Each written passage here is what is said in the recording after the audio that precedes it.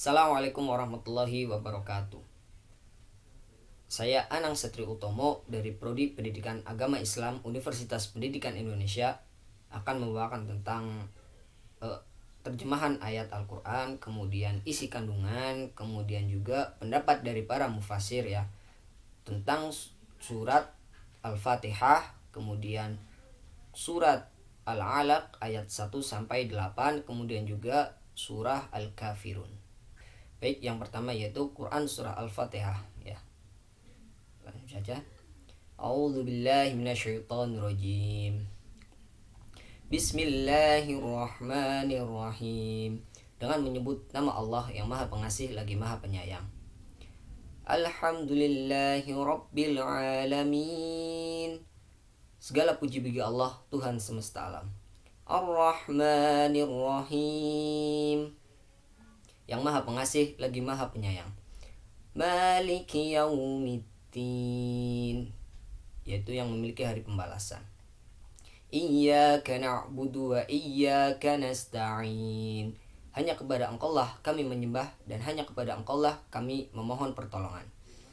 Ihdinas siratal mustaqim, tunjukilah kami jalan yang lurus. Siratal ladzina an'amta 'alaihim ghairil maghdubi 'alaihim waladdallin. Amin. Yaitu jalan orang-orang yang telah Engkau beri nikmat kepadanya, bukan jalan mereka yang dimurkai dan bukan pula jalan mereka yang sesat. Ya, itu adalah ayat dan kemudian terjemahannya. Kemudian lanjut ke isi kandungan. Isi kandungan dalam surat Al-Fatihah ya. Dalam Quran surah Al-Fatihah terdapat 6 kandungan pokok. Yang pertama yaitu dalam surah ini mengandung 3 macam tauhid.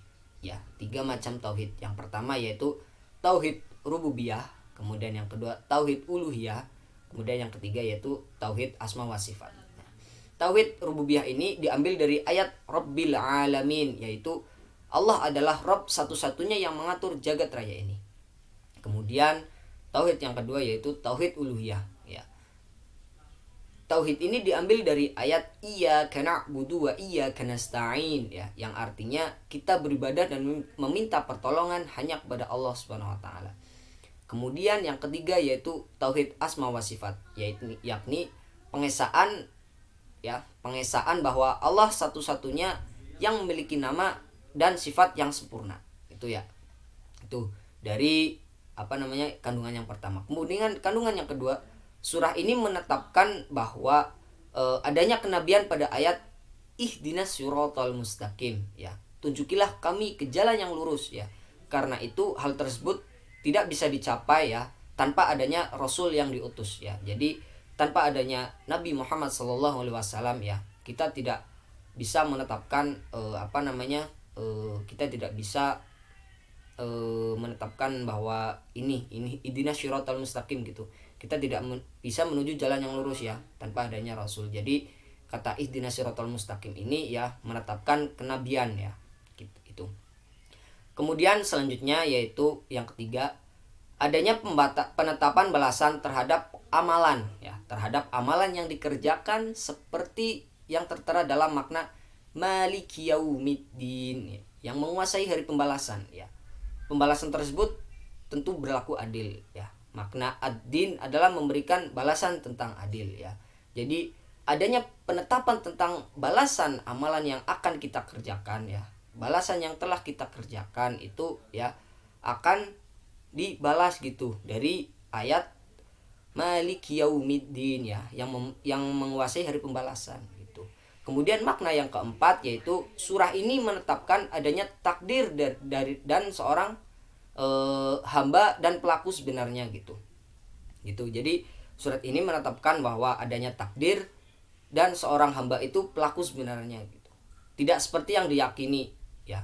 Tidak seperti diyakini itu Qadariyah ataupun Jabariyah ya. Itu. Kemudian yang kelima itu pokok yang kelima yaitu surah ini membantah seluruh ahlul bid'ah ya, yang sesat, yakni pada ayat ihdinas siratal mustaqim, tunjukilah kami jalan yang lurus, yaitu jalan-jalannya orang-orang yang mengetahui kebenaran dan mengamalkannya gitu ya. Jadi ayat yang kelima ini mohon maaf. Jadi kandungan yang kelima ini itu membantah seluruh kegiatan-kegiatan yang bisa dibilang sesat gitu, karena dari ihdinas siratal mustaqimnya saja atau dari kata tunjukilah kami jalan yang lurus ini itu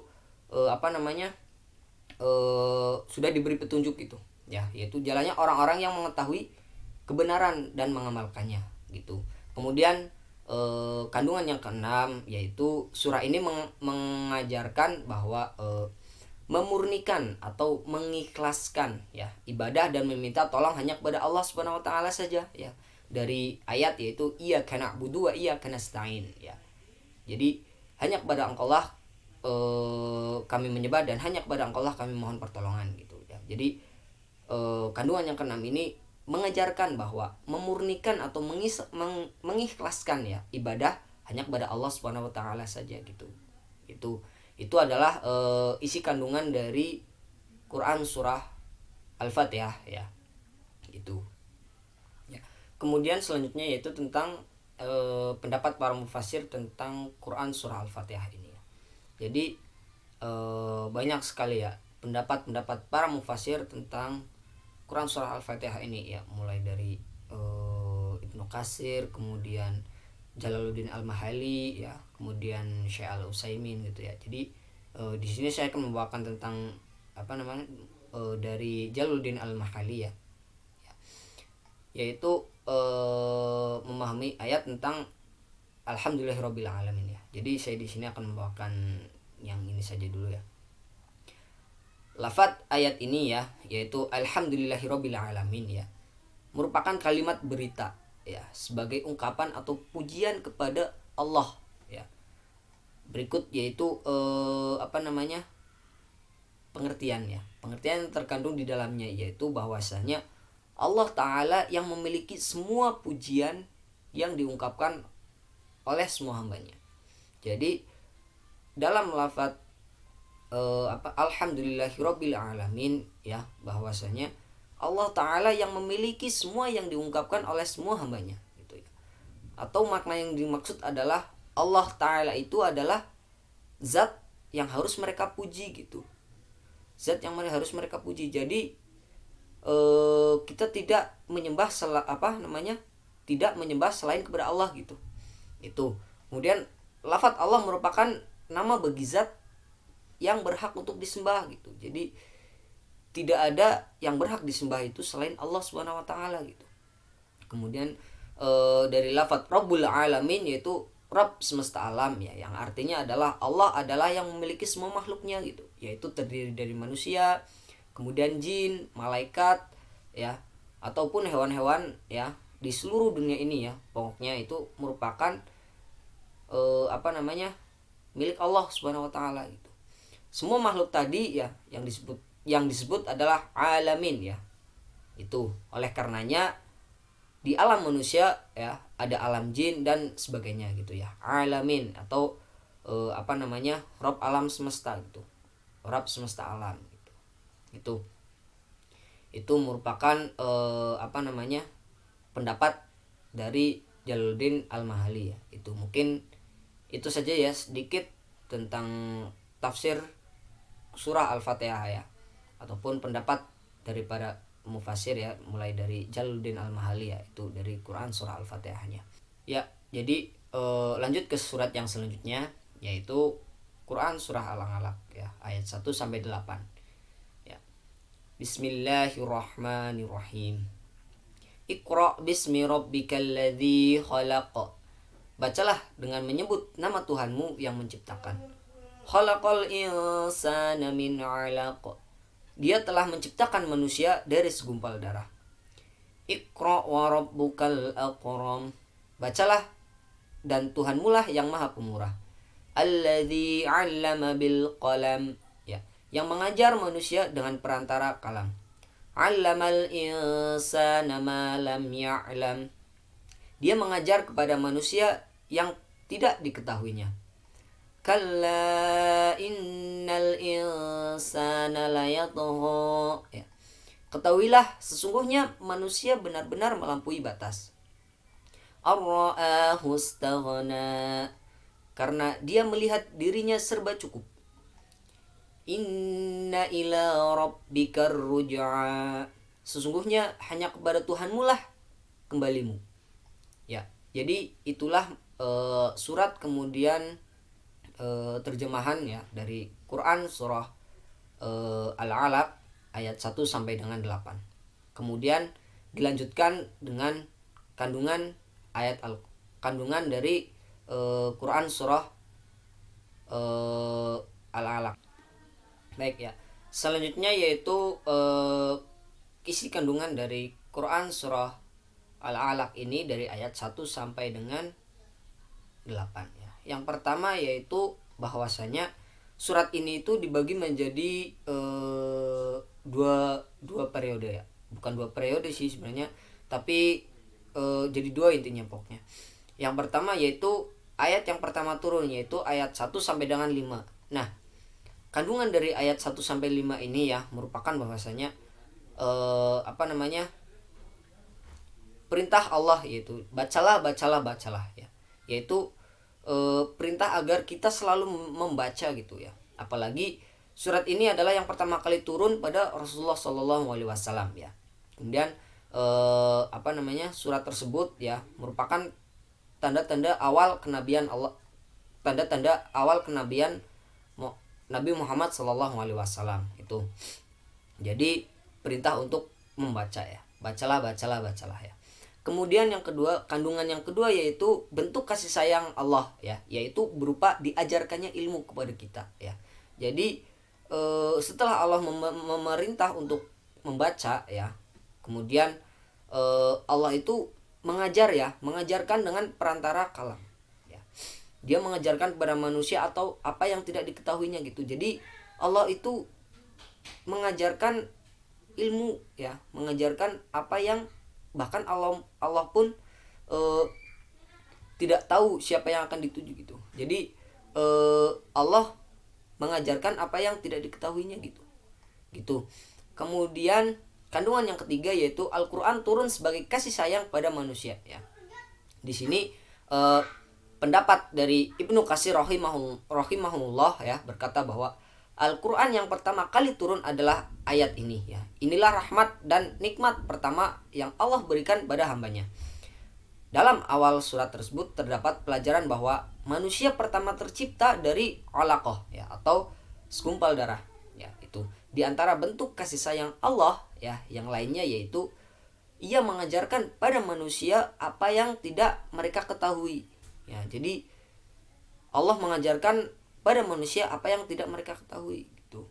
Kemudian kandungan yang lainnya juga yaitu bahwasanya membicarakan tentang keutamaan ilmu ya.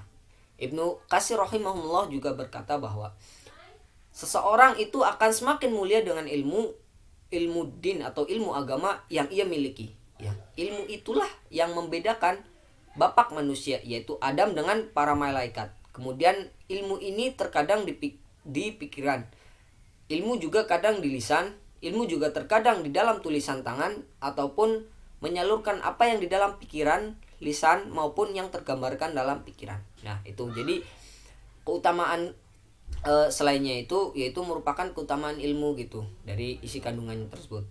Kemudian yang selanjutnya yaitu membicarakan tentang keutamaan selalu mengikat ilmu dengan tulisan. Ya.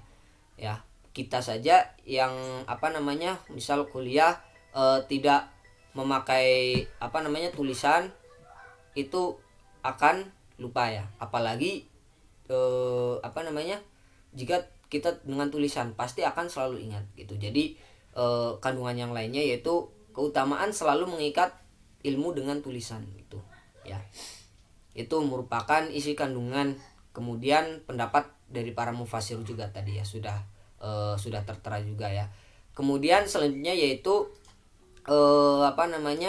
jadi bagian kedua ini dari ayat ke-6 sampai ke 8 ya. ini ya. Jadi kenapa dibagi dua, karena emang turunnya itu berbeda ya. Jadi yang bagiannya dua ini merupakan bahwa misalnya kandungan tersebut bahwa Allah Subhanahu wa taala itu selalu dibutuhkan oleh orang-orang yang beriman gitu. Itu ya, bahwasanya orang yang beriman itu selalu butuh kepada Allah ya. Gitu. Jadi kandungan pada bagian kedua ini yang pertama yaitu kita dianjurkan untuk tidak melampaui batas ya. Kenapa? Karena setelah kita melampaui batas gitu ya, itu maka kita akan lupa terhadap siapa yang telah menciptakan kita gitu. Itu ya. Kemudian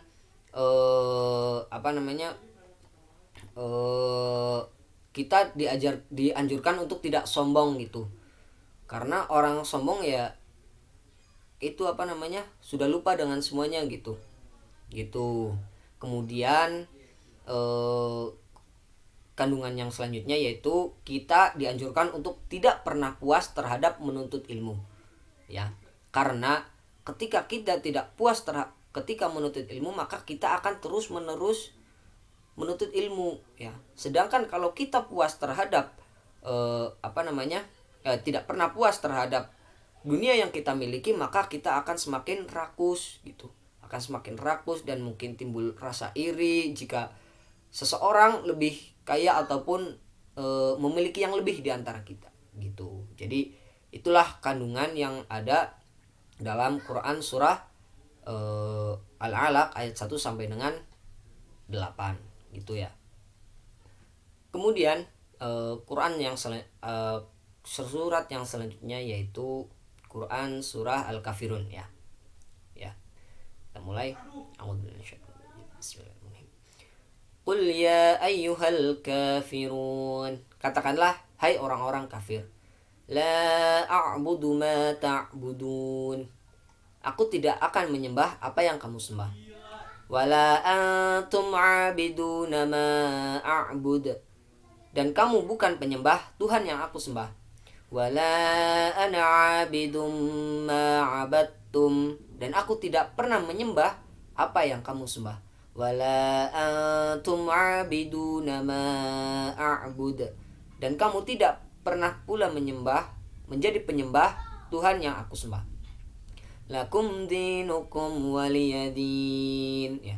Untukmu agamamu dan untukkulah agamaku. Ya, itu merupakan Quran surah Al-Kafirun beserta terjemahannya. Ya. Ya, kemudian isi kandungan dari Quran surah Al-Kafirun ini ya. Yang pertama yaitu dalam ayat ini ya, atau dalam surat ini dijelaskan adanya penetapan akidah, yakni takdir Allah, yaitu orang kafir dan yang terus menerus dalam kekafirannya. Begitu pula dengan orang beriman ya. Itu kandungannya ya. Kemudian yang kedua itu kewajiban berlepas diri ya, bara atau secara lahir dan batin dari orang kafir dan sesembahan mereka ya.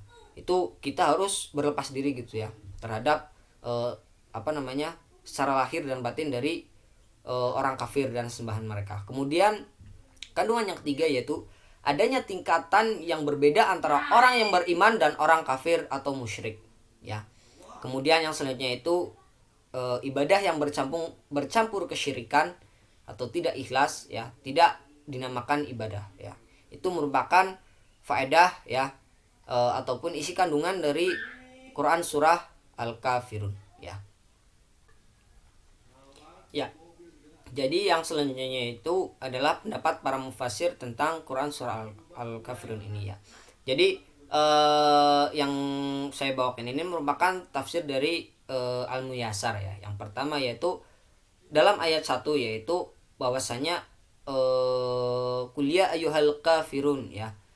Itu merupakan perintah kepada Nabi Muhammad ya, kepada orang-orang kafir terhadap rasulnya, yaitu wahai orang-orang yang kafir terhadap Allah ya. Jadi itu adalah seruan kepada orang-orang yang kafir terhadap Allah. Kemudian yang kedua, ayat yang kedua yaitu la a'budu ma ta'budun ya, yaitu aku tidak akan menyembah segala yang kalian sembah berupa berhala dan sembahan atau sesembahan yang palsu yang lainnya. Jadi kita tidak akan menyembah selain Allah gitu intinya. Kemudian wala antum a'biduna ma a'bud ya. Ya.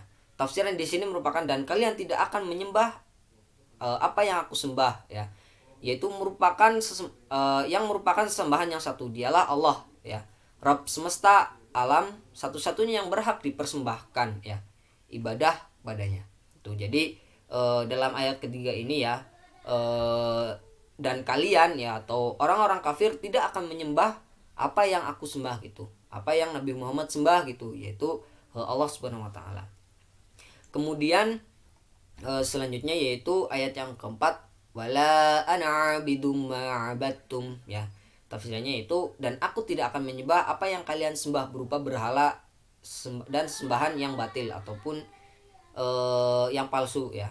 Itu. Dan kemudian ayat yang selanjutnya itu wala antum a'biduna ma a'bud. Itu suruhan lagi, dan kalian tidak akan menyembah di masa mendatang pula apa yang aku sembah. Itu. Ayat ini turun terkait dengan orang-orang tertentu kaum musyrikin yang Allah telah mengetahui bahwasanya mereka tidak akan beriman selamanya gitu. Jadi ayatnya ini diulang karena Allah sudah mengetahui bahwasanya orang-orang kafir itu tidak akan beriman selamanya gitu. Dan kemudian dilengkapi dengan ayat yang keenam, yaitu lakum dinukum waliyadin ya. Untuk kalianlah agama kalian yang kalian terus menerus mengikutinya, dan untuk pula agamaku yang aku tidak mengharapkan agama selainnya itu. Jadi ayat ini sebagai penutup dan juga sebagai suban bahwasanya agama kalian ya agama kalian, agamaku ya agamaku itu ya. Itu merupakan tafsir dari Al-Muyassar Quran surah Al-Kafirun ini. Ya, jadi itulah arti atau terjemahan dari surah ya. Kemudian isi kandungan, kemudian juga pendapat para mufassir ya tentang Quran surah Al-Fatihah. Kemudian yang kedua tadi Quran surah Al-Alaq ayat 1 sampai dengan 8. Kemudian Quran surah Al-Kafirun ini ya. Mungkin cukup sekian dari saya ya. Apabila ada salah kata dari saya mohon maaf yang sebesar-besarnya. Saya tutup dengan doa. Allahumma fiqil aqwamit thoriq. Wassalamualaikum warahmatullahi wabarakatuh.